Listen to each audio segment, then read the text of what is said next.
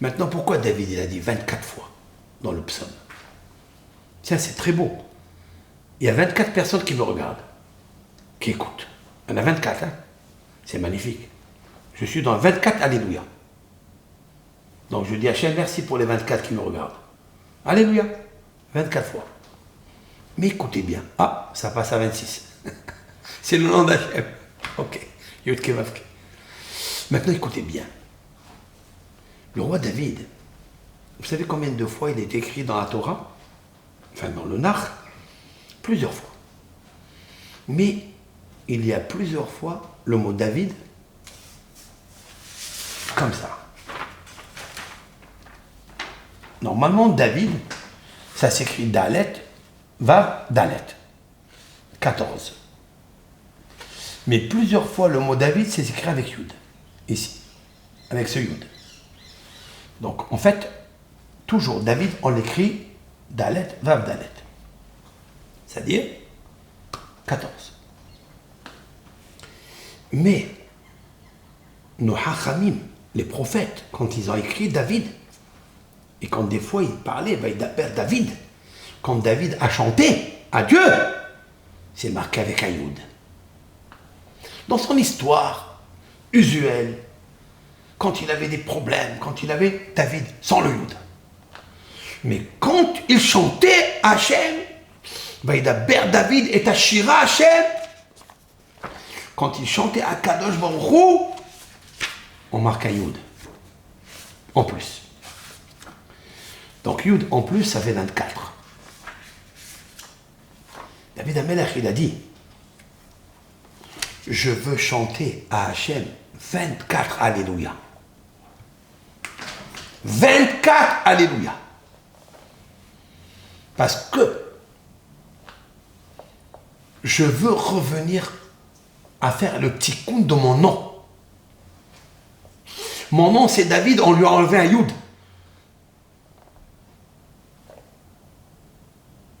Ça veut dire, je sais que ça coupe des fois, ça veut dire quoi? Ça veut dire que j'ai perdu le Yud. C'est quand j'ai la détresse et je me laisse entraîner par la détresse, je commence à perdre confiance en Dieu, je perds le Yud.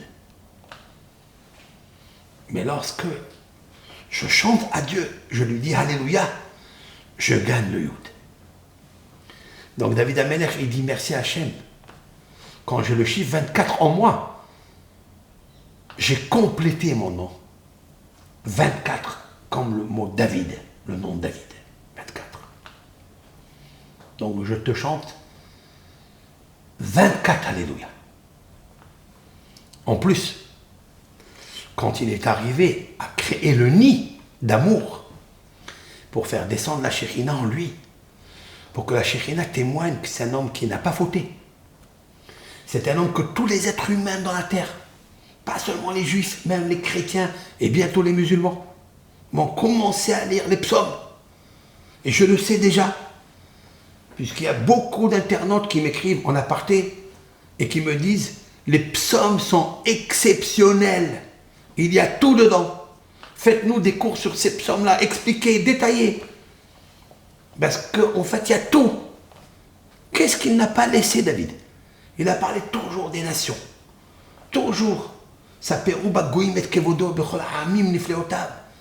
David Amelech, il veut ramener l'humanité à Dieu. Il veut que la Shekhinah, elle se répande sur tout le monde. David Amelech, quel homme extraordinaire.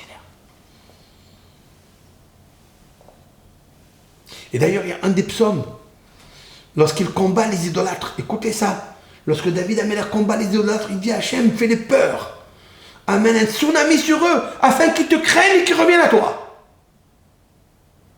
Tiens. Il ne veut pas les écraser, il ne veut pas les tuer. Il veut qu'ils reviennent à toi, qu'ils aient peur de toi. Parce que maintenant, ils n'ont pas peur de toi. Ils ne te connaissent pas. Mais le jour où ils te connaîtront, ils reviendront à toi. Qu'est-ce qu'ils cherchent? Créer la Shekhinah. David Amelech, il ne mérite pas de faire le temple. Il ne mérite pas, c'est son fils qui méritera. Mais il mérite de faire un temple personnel. Son temple à lui. Les psaumes. 150 psaumes. Calme. Koufnoun. Ça, c'est son kinyan, son désir. Dieu a dit, il y a beaucoup d'êtres humains dans le monde. Il y en a des milliers, il y a Moïse, il y a Yosef, il y a tout le monde. Mais j'ai préféré habiter dans la maison d'Abraham. Wow. Je veux construire un temple. Alors il nous dit à nous, vous voulez vous marier? Vous voulez descendre chez vous? Je désire descendre chez vous. Mais créez-moi un nid de shalom, un nid de respect, un nid d'amour. Alléluia.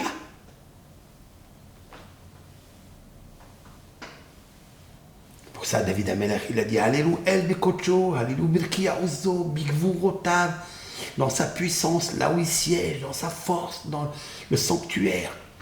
Et avec les instruments de musique, etc. Il y a 10. Il a fait descendre le Yud à lui. Le Yud de la Shekhinah. Le Yud des 10 attributs pour faire descendre la Shekhinah.